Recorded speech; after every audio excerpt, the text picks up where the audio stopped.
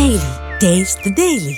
గోదావరి బనకచెర్ల ప్రాజెక్టుకు సిడబ్ల్యూసీ అనుమతులు జారీ చేసింది. తెలంగాణ రాష్ట్ర అభిప్రాయం తీసుకోకుండానే సిడబ్ల్యూసీ అనుమతులు ఇవ్వడంపై మాజీ మంత్రి హరీష్ ఫైర్ అయ్యారు. బనకచెర్ల ప్రాజెక్టు నిర్మాణం జరిగితే తెలంగాణకు తీవ్ర అన్యాయం జరుగుతుందని, నీటి ప్రయోజనాలకు గండిపడుతుందని చెప్పారు. రాష్ట్ర ప్రభుత్వ నిర్లక్ష్యం వల్లే గోదావరి బనకచెర్లకు అనుమతులు వచ్చాయని, ప్రభుత్వం మొద్దు నిద్ర వీడాలని ఆగ్రహం వ్యక్తం చేశారు. తెలంగాణ బాలతోపిడికి ఆదిత్యనాథ్ సూత్రధారని, ఆయన్ని వెంటనే తొలగించాలని డిమాండ్ చేశారు. కత్తి ఆంధ్ర వాళ్లది, పొడిచేది మాత్రం రేవంత్ రెడ్డి అంటూ సంచలన వ్యాఖ్యలు చేశారు హరీష్ రావు. బనకచెర్ల అనుమతులకు వ్యతిరేకంగా అసెంబ్లీలో తీర్మానం చేయాలని, దానికి బీఆర్ఎస్ మద్దతిస్తుందని స్పష్టం చేశారు. సిడబ్ల్యూసీ అనుమతుల రద్దు కోరుతూ ఢిల్లీలో ధర్నా చేద్దామని ప్రభుత్వానికి హరీష్ రావు పిలుపునిచ్చారు. అది బనకచెర్లైనా నల్లమల సాగర్ జరిగేది మాత్రం తెలంగాణ జలదోపిడి, జరిగేది మాత్రం తెలంగాణ జలదోపిడి.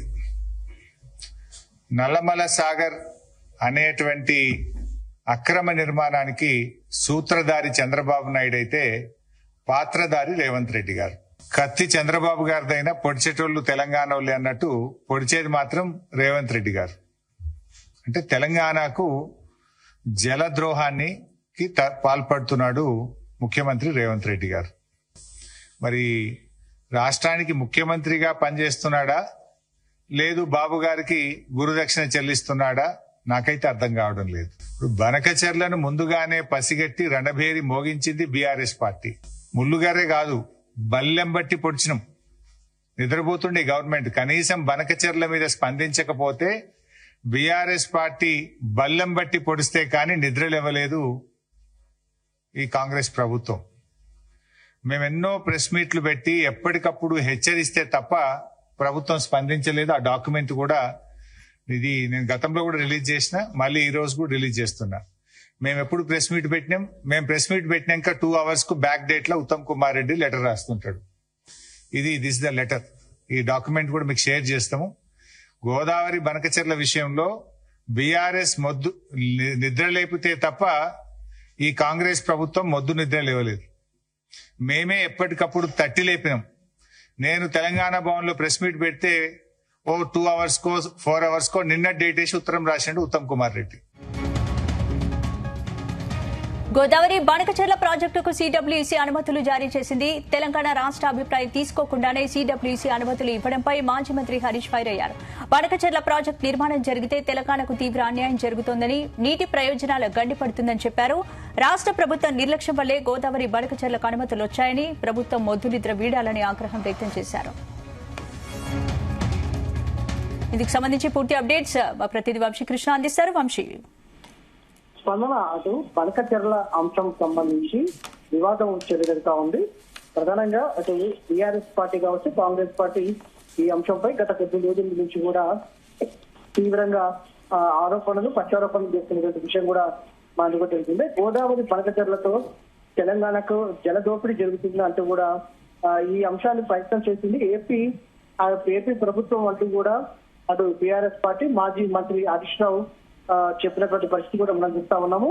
బనకచెర్ల అయినా నల్లమల్ల సాగర్ అయినా జరిగేది తెలంగాణ జల దోపిడీనే. నల్లమల్ల సాగర్ కు అక్రమ నిర్మాణానికి సూత్రధారి చంద్రబాబు, రేవంత్ రెడ్డి పాత్రధారి అంటూ కూడా ఆయన వ్యాఖ్యానించడం జరిగింది. ఇదే అంశం గత 6 నెలల క్రితం కూడా ఇదే అంశం వివాదాస్పదమైనటువంటి పరిస్థితి కూడా మనకు తెలుస్తా ఉంది. కత్తి చంద్రబాబుది, పొడిచేది వాడు తెలంగాణ ముఖ్యమంత్రి రేవంత్ రెడ్డి అనేది కూడా చెప్పినటువంటి సందర్భంగా మనం చూస్తా ఉన్నాము.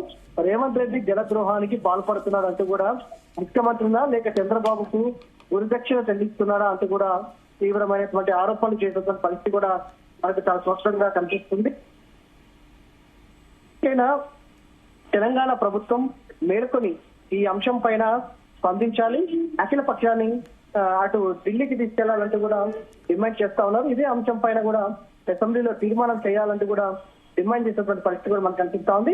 ప్రధానంగా సిడబ్ల్యూసీ ఈ అంశం పైన బనకచెర్లకు సంబంధించి ఏపీ రాష్ట్రానికి పర్మిషన్ ఇవ్వడం పైన ప్రధానంగా కాంగ్రెస్ పార్టీ పాత్రనే ఉంది అంటూ కూడా ఆయన వ్యాఖ్యలు చేయడం జరిగింది. ప్రధానంగా తెలంగాణ రాష్ట్ర ప్రభుత్వం మొద్దు నిద్రపోతుందంటూ కూడా ఆయన వ్యాఖ్యలు చెప్పినటువంటి పరిస్థితి మనకు కనిపిస్తా ఉంది. ఎన్నో ప్రెస్ మీట్లు పెట్టి ఎప్పటికప్పుడు హెచ్చరించినా ప్రభుత్వం తగిన స్థాయిలో స్పందించలేదంటూ కూడా ఆయన దుయ్యబట్టినటువంటి సందర్భం కూడా మనకు కనిపిస్తుంది. ప్రధానంగా ఇదే అంశం పైన కూడా గత కొద్ది రోజుల నుంచి కూడా అటు బనకచర్ల విషయంలో టీఆర్ఎస్ పార్టీ పోరాటం చేస్తున్న పాత డేట్లు వేసి లెటర్లు విడుదల చేసింటూ ఉత్తమ్ కుమార్ రెడ్డి అంటే కూడా ఆయన వ్యాఖ్యానిస్తున్న సందర్భం మనకు కనిపిస్తోంది.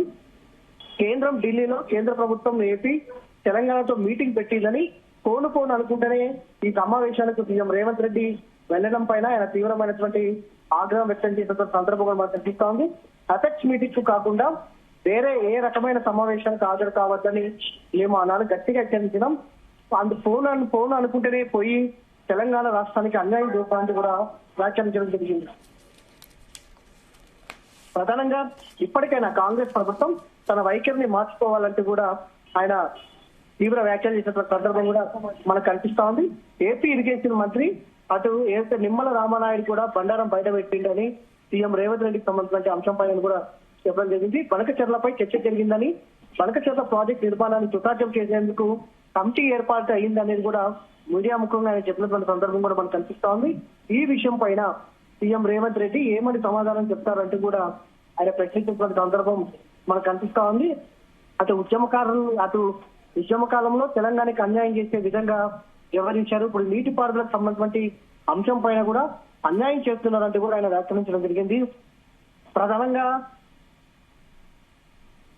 ఇప్పటికైనా రేవంత్ రెడ్డి తన తీరును మార్చుకోవాలంటూ కూడా డిమాండ్ చేసినటువంటి సందర్భం కూడా మనకు కనిపిస్తోంది. అటు సెప్టెంబర్ 17, 2025 నాడు కర్ణాటక ప్రభుత్వం ఇదే అంశం పైన బనకచెర్ల పైన కేంద్ర జలశక్తి మంత్రిత్వ శాఖకు లేఖ రాసింది. అందులో ఏముందంటే 80, 100, 243 మొత్తంగా 423 టీఎంసీలు ఏపీ తీసుకువెళ్తే మాకు కేవలం 112 టీఎంసీల నీళ్లు కృష్ణాలో ఆపుకుంటామని రాసిందని కూడా చెప్పడం జరిగింది. పక్కనున్నటువంటి కర్ణాటక, మహారాష్ట్ర మేలుకున్న తెలంగాణ రాష్ట్రం నిద్రపోతుందా అంటూ కూడా ఆయన తీవ్రమైనటువంటి వ్యాఖ్యలు చేసినటువంటి సందర్భం కూడా మనకు కనిపిస్తాం.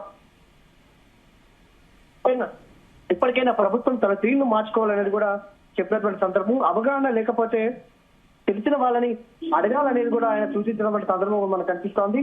కృష్ణాలో 74 టీఎంసీలు మా వాటా నీళ్లు ఆపుకుంటామని మహారాష్ట్ర కూడా అన్నటువంటి సందర్భం, కర్ణాటక అన్నటువంటి సందర్భం కూడా మనం చూస్తా ఉన్నాము.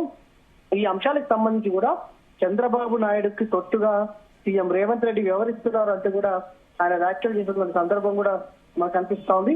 అసలు అపెక్స్ కమిటీ మీటింగ్ కి ఎందుకు వెళ్ళారంటూ కూడా ఆయన ప్రశ్నించడం జరిగింది. Right, thank you Vamsi.